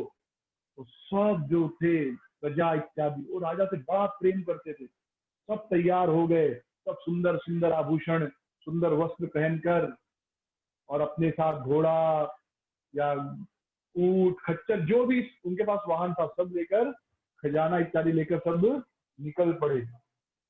और महाराज इंद्रदुम्न एक सुंदर पगड़ी पहने हुए थे और सफेद रंग का वस्त्र पहने हुए थे वे, और नारद जी एक सुंदर रथ पर सवार हुए, और इस प्रकार वे सब नीलाचल धाम की ओर निकले। तो ऐसे भाव से यात्रा होती है। तो वे सब कहाँ पहुंचे? उत्कल के कुछ पहले सीमा के प्रवेश पर मुंडमाला विभूषिता चर्चिका देवी, कल हमने सुना ना, चर्चिका देवी प्रलय में आधा पानी खुद पी जाती हैं, तो चर्चिका देवी रास्ते पर विराजमान थी। तो राजा ने उनको प्रणाम किया, उनकी पूजा की। तो आज भी जो चर्चिका देवी है वे महानदी में उपकंठ बाकी में पूजित होती है। आज भी वो मूर्ति है, यानी सोचिए सतयुग की मूर्ति है और आज कलयुग है, यानी कितने साल हो गए होंगे, कम से कम 40 लाख साल तो बीत गए होंगे। उतनी पुरानी मूर्ति आज भी वहां पर विराजमान है। उसके बाद इंद्रदुम्न महाराज धातु कुंदर नामक जंगल में प्रवेश किए, फिर चित्रोपला नदी पार किए, नदी में स्नान किए, और फिर एक स्थान पर बैठकर राजा ने सभी वैष्णवों को चंदन हार अर्पित किया और पूजा इत्यादि की। शाम को उन्होंने नारद जी से प्रार्थना की कि आप हमें भगवान की कथा सुनाइए। तो जैसे ही नारद जी कथा प्रारंभ करने जा रहे थे, उसी समय राजा के जो संदेशवाहक है वे आए और उन्होंने कहा कि हे राजन, उत्कल देश के जो राजा हैं आपसे मिलना चाहते हैं। और जैसे उत्कल यह नाम सुना राजा इंद्रदुम्न ने, तुरंत उनका मन बड़ा प्रसन्न हो गया। जैसे भक्त सुनते वृंदावन, कितना मन खुश हो जाता है, मायापुर, मन एकदम प्रसन्न हो जाता है, नवदीप मन प्रसन्न हो जाता है। जैसे उत्कल नाम सुनते ही राजा बड़े प्रसन्न हो गए। उन्होंने कहा तुरंत लेकर आओ, लेकर आओ, राजा को लेकर आओ। जब उत्कल के राजा आए तो राजा इंद्रदुम्न ने उनसे कहा कि हे राजन, आप तो ठीक ठाक है ना, और यहाँ नीलाचल पर्वत पर जो नील माधव है वे बड़े सुख से रहते हैं ना भगवान, और आप उनकी सेवा करते हैं ना, और आप तो यही धाम वासी है, तो आपका मन तो हमेशा भगवान में लगा रहेगा, लगा रहता होगा। तो जब महाराज ने यह सुना, उत्कल के राजा ने, तो उन्होंने इंद्रदुम्न महाराज से कहा कि हे राजन, हे इंद्रदुम्न महाराज, ये मेरा परम सौभाग्य है कि आप मेरे राज्य में आए, मुझे आपका स्वागत करने का मौका मिला। आपके आने से मेरे राज्य का सब दुख दूर हो गया। सूर्य उपस्थित हो तो अंधकार नहीं रह सकता, वैसे आप जैसे राजा के आने से मेरे राज्य में सब सुखमय हो गया। यहाँ पर पूर्ण पुरुषोत्तम भगवान नील माधव के रूप में विराजमान है। वहां पर कोई आता जाता नहीं, जो रहते वहां पर वे देवता लोग ही रहते हैं बस। लेकिन ऐसा सुनने में आया है, वहां पर बहुत जोरों से आंधी आई, तूफान आया और नील माधव बालू में समा गए और वहां से अदृश्य हो गए। और क्योंकि नील माधव अप्रकट हो गए, तो मुझे लगा कि हमारे राज्य में अब मृत्यु और अकाल मृत्यु और सूखा ये सब बढ़ जाएगा, लेकिन अब आपके आने से सब अच्छा होगा। तो जैसे ही इंद्रदुम्न महाराज ने सुना कि नील माधव अदृश्य हो गए, वे एकदम आश्चर्यचकित हो गए, एकदम दुखी हो गए। और उन्होंने नारद से कहा, हे मुनि, मैं जिस कार्य के लिए आया हूँ वह कार्य पूरा नहीं होगा क्या? मैं नील माधव के दर्शन करने आया हूँ और ये राजा कह रहे कि वो तो अदृश्य हो गए। तो नारद जी ने उनसे कहा, अरे आप चिंता मत करो, आप जैसे वैष्णव का जो प्रण है कभी विफल नहीं होता। तुम अवश्य भगवान का दर्शन करोगे, तुम्हारे लिए भगवान इस संसार में प्रकट होंगे। यह पूरा संसार भगवान के वश में है, लेकिन भगवान अपने भक्त के वश में है। हे राजन, तुम चिंता मत करो। आप ब्रह्मा की परंपरा के, ब्रह्मा के जो खानदान है, ब्रह्मा के खानदान में आप पांचवे हो, उनकी संतान परंपरा में आप श्रेष्ठ वैष्णव हो। आप ब्राह्मणों की पूजा करते हो और पृथ्वी का अच्छी तरह आप पालन कर रहे हो। आपको इन्हीं आंखों से भगवान के दर्शन होंगे। स्वयं ब्रह्मा जी ने मुझे आदेश दिया है कि मैं आप आपको भगवान का दर्शन कराऊं। तो अब रात हो गई है, आप विश्राम कीजिए, कल हम अपनी यात्रा फिर से प्रारंभ करेंगे। तो फिर सुबह उठकर सब महानदी पार किए। महानदी उड़ीसा की बहुत बड़ी नदी है। और फिर वे सब एक काम्रवन, कोटिलिंगेश्वर नामक क्षेत्र चले। वहां पर उन्हें गंधवाहा नाम की नदी मिली। उसे पार करके जब वो दूसरी तरफ पहुंचे, वहां पर खूब जोर से शंख, चरचरी, मृदंग, इन सब की आवाज आ रही थी। तो राजा ने कहा कि हम आ गए क्या, नीलाद्री पर्वत आ गए क्या?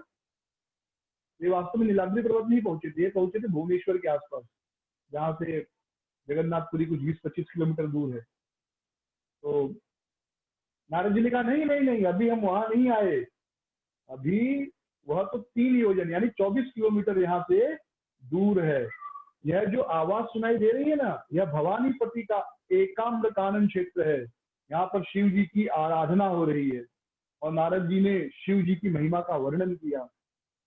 जब राजा ने शिव जी की महिमा का वर्णन सुना, तो वे कहने लगे कि हम जाएंगे उस स्थान पर और शिव जी की पूजा करेंगे। जब भी हम जगन्नाथपुरी जाते, भुवनेश्वर में शिव जी को दर्शन करना चाहिए। वैष्णवा नाम यथा शंभु। तो राजा वहां पर पहुंचे, बिंदु सरोवर में स्नान किया और फिर शिव जी की विधिवत पूजा की। और उन्होंने भुवनेश्वर मंदिर है ना, भुवनेश्वर में, उसी से वहां का नाम पड़ा भुवनेश्वर। भुवनेश्वर में उन्होंने शिवलिंग का जो है, भुवनेश्वर महादेव का महास्नान कराया, अभिषेक कराया। तो उनकी पूजा से शिव जी प्रसन्न हो गए और उन्होंने स्वयं प्रकट होकर शिव जी को इंद्रद्युम्न महाराज को आशीर्वाद दिया कि हे राजा इंद्रद्युम्न, तुम्हारे जैसा भगवत भक्त मिलना तो असंभव है, तुम्हारी जो मन की इच्छा है वह अवश्य पूर्ण होगी। इसके पश्चात उन्होंने नारद जी से कहा कि हे नारद ऋषि, आप राजा को पुरुषोत्तम क्षेत्र लेकर जाइए, वह स्थान साक्षात भगवान विष्णु का स्वरूप है, और वहां पर जो अंतर्वेदी है यानी जहाँ भगवान विराजमान है वह भगवान विष्णु का हृदय स्वरूप है। और उस स्थान की रक्षा के लिए मैं अष्ट रूप में 8 रूपों में उस स्थान की रक्षा करता हूँ। तो कल हमने यह सुना था कैसे शिव जी 8 स्थानों 8 भागों में विस्तार जो अपना विस्तार करके रक्षा करते हैं, अष्ट शंभु, और दुर्गा माँ अष्ट चंडी के रूप में वहां पर धाम की रक्षा करती हैं। तो वहां पर जो है अब नील, ऐसा शिव जी बता रहे हैं नारद जी को कि नील माधव अब अप्रकट हो गए हैं, अब वहां पर नील माधव के दर्शन नहीं होंगे। आप वहां पर जाओ और नरसिंह क्षेत्र बनाओ, नरसिंह यज्ञ करो, और राजा से कहो वह 1000 यज्ञ करे, और उसके पश्चात स्वयं भगवान जो है लकड़ी के रूप में, लकड़ी के मूर्ति के रूप में प्रकट होंगे। तो इस प्रकार शिव जी के आदेश के पश्चात राजा आगे बढ़ने लगे। रास्ते में उनको कुछ अशुभ लक्षण दिखाई दिया। उनका लेफ्ट हाथ हिल रहा था, लेफ्ट का आंख फड़फड़ा रही थी। तो पुरुषों में अगर लेफ्ट हिस्सा हिले फड़फड़ाए तो अशुभ होता है, और स्त्रियों में राइट हिस्सा फड़फड़ाए तो अशुभ होता है। पुरुषों का अगर राइट हिस्सा फड़फड़ा रहा है, राइट आंख फड़फड़ा रही है, राइट हाथ, तो अशुभ है। स्त्रियों का लेफ्ट शुभ है, पुरुषों का लेफ्ट अशुभ है, स्त्रियों का राइट अशुभ है। तो उन्होंने कहा कि मुझे अशुभ लक्षण हो रहे हैं। तो नारद जी ने कहा आप चिंता मत कीजिए, आप जब भी हम कोई शुभ काम करते हैं तो उसमें बाधा तो आती है, कोई भी शुभ काम बिना बाधा के समाप्त नहीं होता। कोई गलत काम करेंगे तो उसमें कोई रुकावट नहीं आएगी, लेकिन कोई शुभ काम करने जाएंगे तो हजारों बाधा आ जाएगी, अच्छा काम करने जाएंगे तो हजारों तकलीफ आ जाएगी। जिस और आप जैसे भक्तों के जीवन में जो भी अशुभ है वह बाद में शुभ हो जाता है, जो अशुभ है वह शुभ हो जाता है। तो भक्त जीवन में भगवान का आशीर्वाद रहता है। तो कुछ जीवन में अशुभ है तो विश्वास मानिए भगवान की कृपा से वह भी शुभ हो जाएगा। और जिस दिन आपके पुरोहित विद्यापति यहाँ से अवंती गए, उसी दिन जगन्नाथ जी अदृश्य हो गए थे, उसी दिन नील माधव अदृश्य हो गए थे। जैसे ही इंद्रद्युम्न महाराज ने सुना कि नील माधव अदृश्य हो गए, तुरंत बेहोश हो गए। सारे पुरोहित और बाकी लोग राजा को चामर करने लगे, हवा करने लगे कि होश में आ जाए, जल में कर्पूर मिश्रित करके उनके जल पर छिड़कने लगे, शरीर पर चंदन अगरू का लेप करने लगे। और थोड़े समय के बाद राजा को चेतना आई। राजा बहुत दुखी होकर कहने लगे कि हे ऋषि, हे मुनि, हे नारद जी, मैंने कौन सा पाप किया था, मुझे आज इतना दुख भोगना पड़ रहा है। भगवान क्यों चले गए यहाँ से, अब मैं जीवित नहीं रहूंगा, अब मैं मरने तक उपवास करूंगा और इस शरीर छोड़ दूंगा। जब भगवान का दर्शन ही नहीं तो जी कर क्या लाभ। तो नारद जी ने कहा रुको रुको रुको, आप चिंता मत करो, आपको भगवान दर्शन देंगे, स्वयं ब्रह्मा जी ने मुझे निर्देश दिया है। तो यहाँ पर जो है भगवान प्रकट होंगे और आप एक बड़े मंदिर का निर्माण करोगे, तो आप मन में धैर्य रखो। इसके पश्चात वहां से वे आगे बढ़े, राजा और नारद ऋषि और बाकी लोग, और नीलकंठ पहुंचे। वहां पर उन्होंने शिव और दुर्गा जी की पूजा की। उसके पश्चात वे पैदल चलने लगे नीलगिरी पर्वत की ओर। नीलगिरी पर्वत पर चलने लगे, बहुत सी झाड़ियां थी, पेड़ थे, रास्ता कंटीला था, लेकिन फिर भी चल रहे हैं। और चारों ओर जो पंछी बहुत सुंदर ध्वनि कर रहे थे। और रास्ते में चलते चलते एक स्थान आया, बड़ा ही सुंदर स्थान था। वहां पर भगवान नरसिंह देव की आदि मूर्ति थी। तो उनका जो मुख था एकदम फैला हुआ था, उग्रम वीरम महाविष्णु ज्वलंतम सर्वतोमुखम नरसिंहम भीषणम भद्रम मृत्यु और मृत्यु नमामि हम। उनका मुख फैला हुआ था, उनके बड़े बड़े दांत निकले हुए थे, 4 भुजाएं थी उनकी, एक भुजा में शंख था, एक में चक्र था, और 2 भुजाएं जो थी वो प्रहलाद हिरण्यकशिपु का पेट चीरते हुए मुद्रा में थी। और मुख पर हंसी का भाव था, जब कोई किसी को वध करता है तो हंसता है ना, वैसे हंस रहे थे। और उनकी जीभ एकदम ऐसे लग रहा था लपलपा रही ऐसे ऐसे लपलपा रही थी जीभ। वैसे आदि मूर्ति नरसिंह देव को प्रणाम किया। हम सब भी प्रणाम करेंगे। ये आदि नरसिंह देव भगवान हमारी रक्षा करें, हमारी भक्ति की रक्षा करें, हमारे भक्तों की रक्षा करें। तो इतना खुशी मिली उनको नरसिंह देव के दर्शन करके। उन्होंने कहा, हे नारद ऋषि, आपके कारण ही मुझे इतना सुंदर दर्शन प्राप्त हुआ, मैं आपका आभारी हूँ। अच्छा, मुझे अब बताइए कि नील माधव कहाँ थे? अब तो अदृश्य हो गए, पर वो कौन से स्थान पर थे? मैं उस स्थान का दर्शन करना चाहता हूँ। तो नारद जी उनको उस वट वृक्ष के नीचे लेकर गए और बताया कि यह वट वृक्ष है, प्रलय के समय भी यह वट वृक्ष डूबता नहीं, यह वैसे ही रहता है। और जिस व्यक्ति को, जो भी कोई व्यक्ति इस वृक्ष की छाया के संपर्क में आ जाए, वह भी पापों से मुक्त हो जाता है। तो जैसे श्वेत द्वीप के भीतर भगवान का धाम है, श्वेत द्वीप होता है ना भगवान का धाम, श्वेत द्वीप में वह भगवान का धाम है, वैसे ही जम्मू द्वीप में यह जो पुरुषोत्तम क्षेत्र है भगवान का नित्य धाम है। और फिर नारद मुनि ने बताया कि इस वट वृक्ष के नीचे रोहिणी कुंड के बीच में जो है नील माधव विराजते थे। वहां पर नील माधव नहीं थे, लेकिन फिर भी राजा ने प्रणाम किया। इस प्रकार मानो साक्षात नील माधव वहां पर हो। और उन्होंने नील माधव को प्रणाम करते मंत्र बोले, देव देव जगन्नाथ प्रणतातीर विनाशन राही माम पुंडरीकाक्ष पतितम भवसागरो। हे देवताओं के देवता जगन्नाथ जी, हे शरणागतों के दुख का निवारण करने वाले पुंडरीकाक्ष, मैं इस भव सागर में निमग्न हूँ, मेरी रक्षा कीजिए। तो वे नील माधव हमारी रक्षा करें, ऐसी प्रार्थना हम सब मानसिक रूप से मन से करेंगे, नील माधव के दर्शन करेंगे। और इस प्रकार मंत्र पढ़ने के बाद, भगवान से प्रार्थना करने के बाद इंद्रदुम्न महाराज दुखी होकर रोने लगे कि आप क्यों अदृश्य हो गए? मैं आपसे भीख मांगता हूँ कि जो आपके विग्रह थे मुझे दर्शन दीजिए, मैं देखना चाहता हूँ, एक बार आपके दर्शन करना चाहता हूँ। तो उसी समय आकाशवाणी हुई कि राजन चिंता मत करो, नारद जी ने जो कहा उसके अनुसार आप काम करो। ब्रह्मा जी के कहने से नारद जी आए हैं आपको मदद करने, आपको अवश्य मेरे दर्शन हुए। तो जब इंद्रदुम्न महाराज ने यह सुना तो उनके मन को शांति हुई। उन्होंने नारद जी को प्रणाम कहा और कहा, हे नारद ऋषि, आप साक्षात भगवान के शब्द हैं, भगवान के शब्दों के समान है, आप बताइए हमें क्या करना है। तो नारद जी ने कहा कि अब हमें तुरंत नीलकंठ जाना चाहिए। वहां पर हम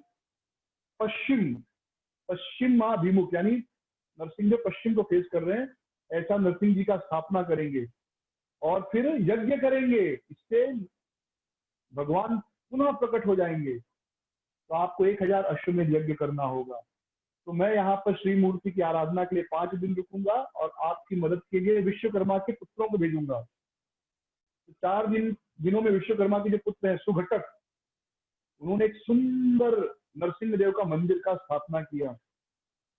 और 5वें दिन जब सुबह है, इंद्रदुम्न महाराज इंतजार कर रहे थे नारद जी कब आएंगे कब आएंगे। तो तुरंत सुंदर मृदंग, करताल, नगाड़े, इन सब की ध्वनि होने लगी और नारद जी एक सुंदर नरसिंह देव की मूर्ति लेकर प्रकट हुए और उस मूर्ति की स्थापना जो है उस वेदी पर कराई गई। यह अर्चा विग्रह आज भी है। फिर राजा इंद्रदुम्न ने भगवान नरसिंह देव को प्रणाम किया और सबने नरसिंह देव की स्तुति की। और इसके पश्चात अश्वमेध यज्ञ प्रारंभ हुआ। कितना यज्ञ करना था? 1000 यज्ञ। जो कोई भी 100 अश्वमेध यज्ञ करता है उसे क्या मिलता है? स्वर्ग का राज्य। इसलिए इंद्र का नाम है सतक्रतु, शतक्रतु, जिसने 100 यज्ञ किए हों। लेकिन यहाँ पर देखिए महाराज इंद्रदुम्न 1000 यज्ञ कर रहे हैं, अश्वमेध यज्ञ कर रहे हैं, लेकिन उनको कोई इच्छा नहीं है स्वर्ग की। वो बस यही चाहते कि नील माधव जो थे वो प्रकट हो जाए। तो उन्होंने सभी दिशाओं से सब लोगों को बुलाया, आइए हमारे यज्ञ में भाग लीजिए। तो जिस यज्ञ में भगवद गीता में बताया गया है 8वें अध्याय में, जिस यज्ञ में वैष्णवों को प्रसाद न खिलाया जाए, कीर्तन न हो, ब्राह्मण को दक्षिणा न दी जाए, वह यज्ञ तामसिक यज्ञ या राजसिक यज्ञ है। यानी किसी भी यज्ञ में ब्राह्मणों को भोजन कराना, कीर्तन करना और जो ब्राह्मण यज्ञ कर रहा है उसे दक्षिणा देना, ये कंपल्सरी एलिमेंट है, तब जाकर यज्ञ का फल मिलता है, अन्यथा वो तामसिक राजसिक यज्ञ है। तो सभी लोगों को बुलाया यज्ञ में भाग लेने के लिए, और उन्होंने इंद्र को बुलाया, इंद्र की पूजा की, और इंद्र से कहा कि हे इंद्रदेव, मैं 1000 अश्वमेध यज्ञ करना चाहता हूँ ताकि भगवान यहाँ पर स्वयं प्रकट हो, और जब तक यज्ञ पूरा ना हो आप यहीं पर रहिए। तो इंद्र जो है तैयार हो गए, और इसके पश्चात अश्वमेध यज्ञ प्रारंभ हुआ। यज्ञ के प्रारंभ होने के पहले इंद्रदुम्न महाराज ने भगवान विष्णु की पूजा की और उनसे प्रार्थना की, हे पूर्ण पुरुषोत्तम भगवान, मैं केवल आपको प्रकट करने के लिए यज्ञ कर रहा हूँ। भगवान नील माधव अप्रकट हो गए, वो फिर से प्रकट हूँ, बस उसी इच्छा से मैं यज्ञ कर रहा हूँ, मेरा और कोई दूसरा प्रयोजन नहीं है। तो यह यज्ञ कई दिनों तक चलता रहा।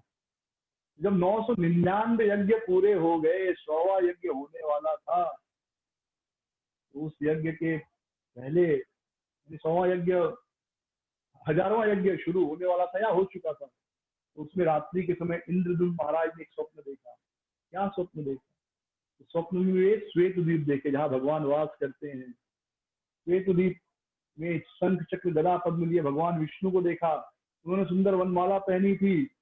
भगवान की स्वरूप को देखकर इंद्रदुम्न महाराज बहुत प्रसन्न हो गए, और जब रात्रि समाप्त हुई तो उन्होंने नारद जी को सब बताया कि रात को मुझे सपने में श्वेत द्वीप के दर्शन हुए, भगवान विष्णु के दर्शन हुए, जो शंख चक्र गदा पद्म धारण किए सुंदर वनमाला पहने विराजमान थे। नारद जी ने कहा, इसका अर्थ है आपका यज्ञ सफल होने वाला है और शीघ्र ही भगवान आपको दर्शन देंगे, 10 दिनों में ही आपका यज्ञ सफल हो जाएगा। तो बहुत खुश हो गए इंद्रदुम्न महाराज। तो दक्षिण सागर के तट पर, जगन्नाथपुरी सागर के किनारे है ना, तो वहां पर जिस सेवक को रखा गया था, वह सेवक दौड़ा दौड़ा आता है और इंद्रदुम्न महाराज से कहता है कि हे राजन, मैंने अभी देखा समुद्र से एक बहुत बड़ा लकड़ी का टुकड़ा, यानी बहुत बड़ा वृक्ष तैर कर इस ओर आ रहा है, और वो कोई साधारण वृक्ष नहीं है, उसकी इतनी सुगंध आ रही है, दूर से ही पता चल जा रहा है कि वृक्ष है और बहुत सुंदर सुगंध आ रही है, और उसमें से तेज निकल रहा है लाल रंग का, और उस वृक्ष में शंख चक्र गदा और पद्म के निशान हैं। तो जब नारद जी ने सुना तो उन्होंने कहा कि हे इंद्रदुम्न महाराज, आपने स्वप्न देखा था, कल आपने स्वप्न में भगवान के दर्शन किए, आज पूरा विश्व भगवान के दर्शन करेगा। भगवान अपने आप को उस वृक्ष के रूप में, लकड़ी के रूप में प्रकट हुए हैं, और भगवान और उनके मूर्ति में कोई अंतर नहीं है। भगवान मूर्ति के रूप में प्रकट होते हैं ताकि हम जैसे जीव जिनकी योग्यता नहीं भगवान को देखने की, वे भी भगवान की सेवा पूजा कर सकें। तो जो अर्चा विग्रह है ना, जिस रूप में भगवान प्रकट होते हैं, नास्तिक कहते हैं मूर्ति है, पत्थर, भगवान है क्या? नास्तिकों को भूल जाइए कि वास्तव में भगवान की असीम कृपा है जिसके द्वारा हम भगवान की सेवा सीधे कर पाते हैं, अन्यथा हमारी कोई योग्यता नहीं भगवान की सेवा करने की। तो राजन, नारद जी कहते, राजन आप तुरंत जाइए, नारद ऋषि कहते, और उस वृक्ष को यहाँ पर लेकर आइए। उस राजा, नारद जी और सब प्रजा तुरंत समुद्र के किनारे पहुंचे, और नील माधव का दर्शन न होने के कारण जो दुख हुआ, तो सारा दुख समाप्त हो गया। इतना खुश हो गए वो लोग उस वृक्ष को देखकर। उस वृक्ष को बाहर निकाला गया, उसे सुंदर वस्त्र पहनाए गए, सुगंधित लगाकर उनको महावेदी में स्थापित किया गया। महावेदी यानी जो आज गुंडीचा मंदिर है, जो मैं वर्णन पढ़ रहा था, तो बार बार यही समझ में आ रहा है कि गुंडीचा मंदिर वह महावेदी है जहां पर जगन्नाथ जी का मूर्ति बनाया गया, और फिर वहां से आज जो जगन्नाथ मंदिर, वहां पर मंदिर बनाया महाराज इंद्रदुम्न महाराज ने, और रथों द्वारा गुंडीचा मंदिर से खींचकर जगन्नाथ मंदिर तक भगवान लाए गए उस समय। तो ये पहली रथ यात्रा थी। तो राजा ने पूजन किया और उन्होंने पूछा कि कैसे, अब मूर्ति कैसे बनाए इस वृक्ष की, और कौन बनाएगा? तो आकाशवाणी हुई, सुगुप्तया महावेद्या स्वयं सो अवितरिष्यति, प्रचंडत्यादिना एषा यावत पंचदशानि वे, उपस्थितो यो वृद्ध शस्त्र पणिस्तु वृद्ध किम। एनमंता प्रवेश्येव द्वार बंधु यत्नतः सुगुप्तया महावेद्या। स्वयं भगवान जो है महावेदी पर गुप्त रूप से प्रकट होंगे। 15 दिन के लिए इसको ढक दो। भगवान का विग्रह बनाने के लिए एक बूढ़ा आदमी आएगा अपने औजारों के साथ, और वह इस महावेदी में प्रवेश करके मूर्ति बनाएगा और दरवाजा बंद कर देना। और जब तक मूर्ति निर्माण कार्य चलेगा तब तक खूब मृदंग करताल ध्वनि बजनी चाहिए, ताकि उसकी आवाज न सुनाई दे कि अंदर कुछ काम हो रहा है। जो भी सुनेगा वो बहरा हो जाएगा। और मूर्ति बनाने के अलावा, मूर्ति बनाने वाले के अलावा कोई भी अगर इस चीज को देखेगा तो वह अंधा हो जाएगा। और यदि किसी ने भी नियम तोड़ा तो राजा और पूरे राज्य को दंड भोगना पड़ेगा। तब नारद जी और राजा तैयार हो गए, और उसी समय एक वृद्ध बढ़ई आया और उसने कहा कि मैं जो है इस वृक्ष से भगवान के अर्चा विग्रह का निर्माण करूंगा। तो महावेदी में तो वह वृक्ष रखा गया था, दरवाजे बंद कर दिए गए और 15 दिनों के लिए दरवाजा बंद था। और एक कथा यह भी आती है कि 21 दिनों के लिए दरवाजा बंद करने को कहा गया था, और यह भी कहा गया था कि जो बढ़ई भगवान की मूर्ति बनाएगा उसे कोई भी देखने नहीं जाएगा, ना कोई दरवाजा खोलेगा।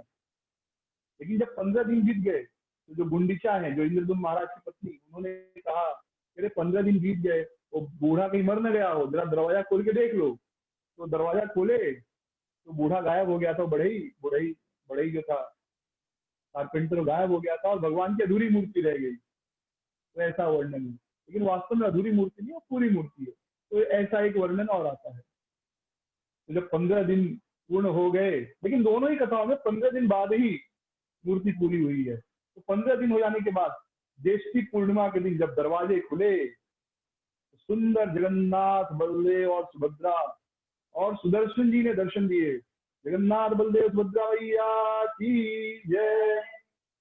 सुंदर दर्शन हुए और आकाशवाणी हुई, हे राजा, इन चारों विग्रहों का भली भांति इनको अच्छा ड्रेसिंग करो और इनको रंग करो। अब क्या रंग देना है, क्या रंग करें? नीलाभ्रश्यामलं विष्णु शंखेन ध्वलं बलम रक्तम सुदर्शनम चक्रम सुभद्रा कुंकुमारुणाम। तो जो विष्णु है, जगन्नाथ जी हैं, उनका रंग कैसा होना चाहिए? नीला भ्रश्यामलम, नीले श्याम रंग के जो बादल होते वैसा रंग होना चाहिए, काला। बलराम जी शंखे धवलम, जैसे दूध सफेद होता है वैसा चंद्रमा के समान, धवल के समान सफेद रंग के होने चाहिए बलराम जी। सुदर्शन जी कैसे होने चाहिए? लाल, रक्तम सुदर्शन चक्रम, लाल और सफेद। और सुभद्रा जी कैसी होनी चाहिए? केसरिया रंग की। ये रंग होने चाहिए, इस रंग से उनको रंग करो।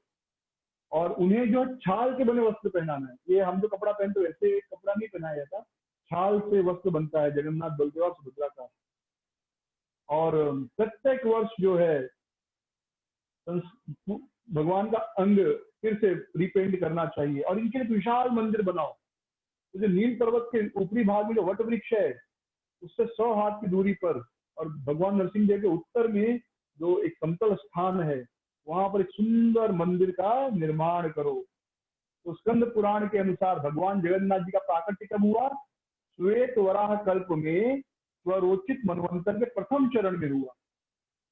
और मंदिर की ऊंचाई कितनी थी? 250 फुट उस समय।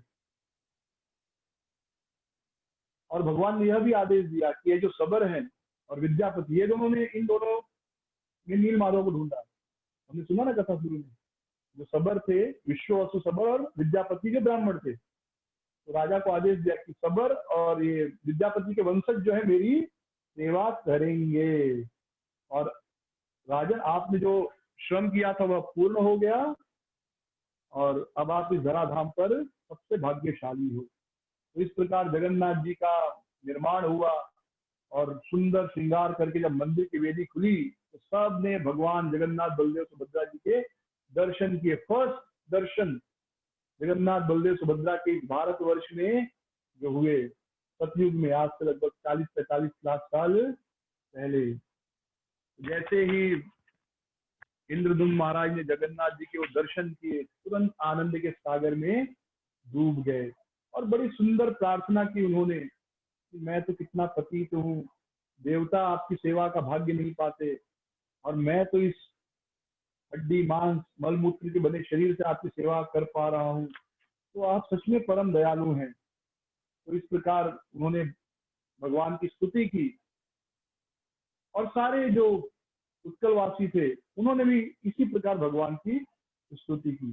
फिर ब्राह्मणों ने निर्धारित किया कि कैसे किसकी पूजा होगी। तो बलराम जी की पूजा के लिए द्वादक्षर मंत्र, और जगन्नाथ जी की पूजा के लिए पुरुष सूक्त, सुभद्रा जी की पूजा के लिए देवी सूक्त, और सुदर्शन जी की पूजा के लिए सुदर्शन सूक्त, ये सब निश्चित हुआ। इसके पश्चात राजा, तो ये कहाँ पर था, गुंडीचा मंदिर का बात है, अभी जहाँ पर जगन्नाथ जी थे। उसके पश्चात राजा ने एक मंदिर, अच्छे अच्छे कारीगर को बुलवाया और कहा कि सुंदर भव्य मंदिर का निर्माण करना, मेरे पास जो कुछ धन है वो सारा धन इस मंदिर के बनाने में लगना चाहिए, इससे बड़ा मेरा भाग्य और क्या हो सकता है। तो नील पर्वत पर यह सुंदर मंदिर का निर्माण हुआ। तो अब जब मंदिर निर्माण हुआ, तब इंद्रद्युम्न महाराज ने कहा कि अब भगवान को गुंडीचा से, यानी वो जो गर्भ वेदी है वहां से अंतर्वेदी में लेकर जाना है, महावेदी से अंतर्वेदी में लेकर जाना है। तो कोई ब्राह्मण होना चाहिए, और ब्रह्मा जी से बड़ा ब्राह्मण कौन है?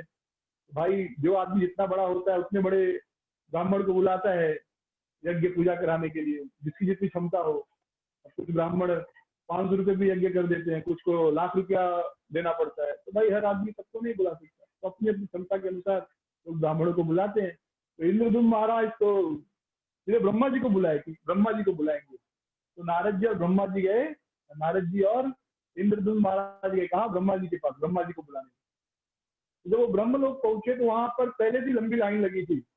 जो मनवंतर के अधिपति थे, ब्रह्म ऋषि थे, लोकपाल थे, देवतागण सब प्रतीक्षा कर रहे थे।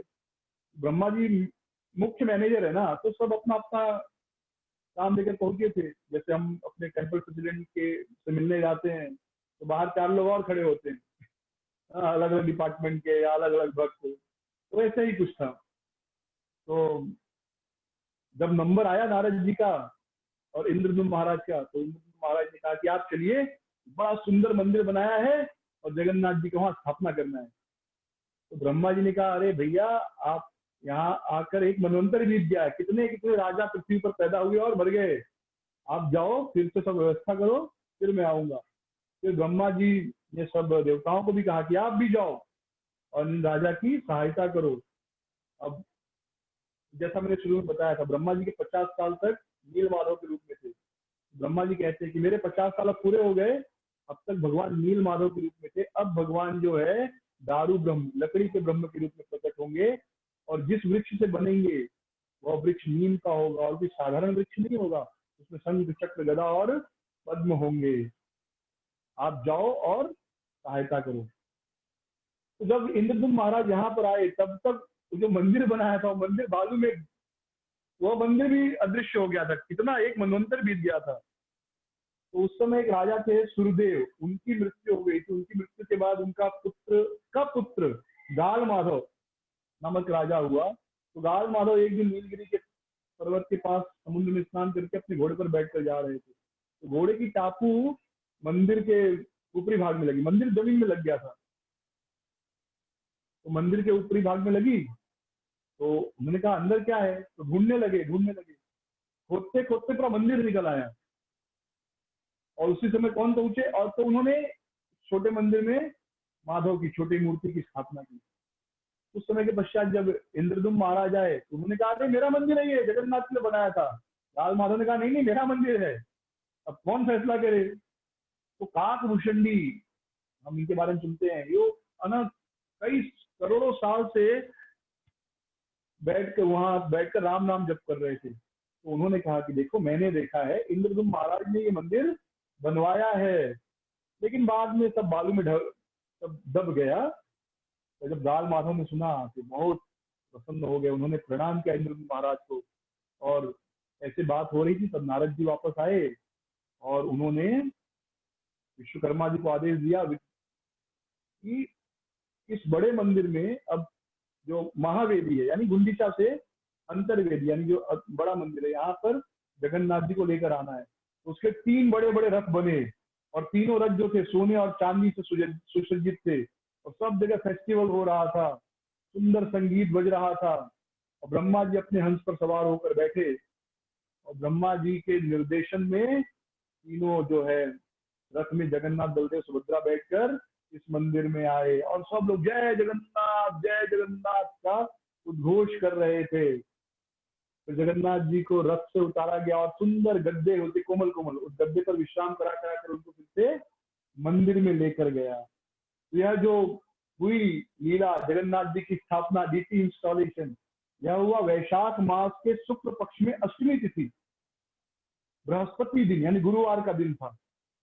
अगर फिर से जब ऐसा योग बनता है तो जो कोई उस दिन अगर भगवान के दर्शन करे तो उसके लाखों जन्मों के पाप नष्ट हो जाते हैं। फिर ब्रह्मा ने इंद्रदुम्न महाराज की प्रशंसा की और भगवान से निवेदन किया कि हे भगवान, आप यहाँ पर अनंत समय तक वास करें, और आप ही बताइए कि यहाँ पर कैसे आपकी सेवा पूजा हो। तो जगन्नाथ जी कहने लगे कि सतयुग के प्रारंभ की ज्येष्ठ में यज्ञ प्रारंभ हुआ और ज्येष्ठ अमावस्या पूर्णिमा मेरा प्राकट्य हुआ, वही मेरा जन्मदिन है। तो उस दिन अधिवास पूर्वक मुझे महास्नान करवाना चाहिए। तो स्नान यात्रा, भगवान का बर्थडे। फिर आषाढ़ शुक्ल द्वितीय दिवस को रथ यात्रा गुंडीचा मंदिर तक ले जाकर मनाना चाहिए। तो जो पूर्णिमा में है उस दिन भगवान को स्नान कराया जाता है। ज्येष्ठ की पूर्णिमा यह भगवान का प्राकट्य है, उस दिन भगवान का महाअभिषेक होना चाहिए, भगवान कह रहे हैं। और आषाढ़ शुक्ल की द्वितीय दिवस यानी रथ यात्रा का दिन, उस दिन रथ यात्रा गुंडीचा मंदिर तक जानी चाहिए, जहां मैं सर्वप्रथम प्रकट हुआ। यह महावेदी स्नान कहलाता है। अभी हम चर्चा कर रहे थे ना, महावेदी से अंतर्वेदी, अंतर्वेदी यानी अभी जो मंदिर है। और जो हरिशयनी एकादशी है यानी आज के दिन उत्थान एकादशी, इसे हरिबोधिनी एकादशी भी कहते हैं, और मेरे करवट लेने वाला दिन यानी भाद्रपद शुक्ल और पुष्प अभिषेक, ये सब भी मनाना चाहिए। और फाल्गुन पूर्णिमा को डोल यात्रा का उत्सव, डोलोत्सव मनाना चाहिए। इस प्रकार स्वयं भगवान ने बताया कि मेरे ये क्या क्या उत्सव करेंगे तो मैं प्रसन्न होऊंगा। तो इस प्रकार भगवान जगन्नाथपुरी नीलाचल धाम में प्रकट हुए। श्री जगन्नाथ बलदेव सुभद्रा मैया की जय। तो आज कथा को यही विश्राम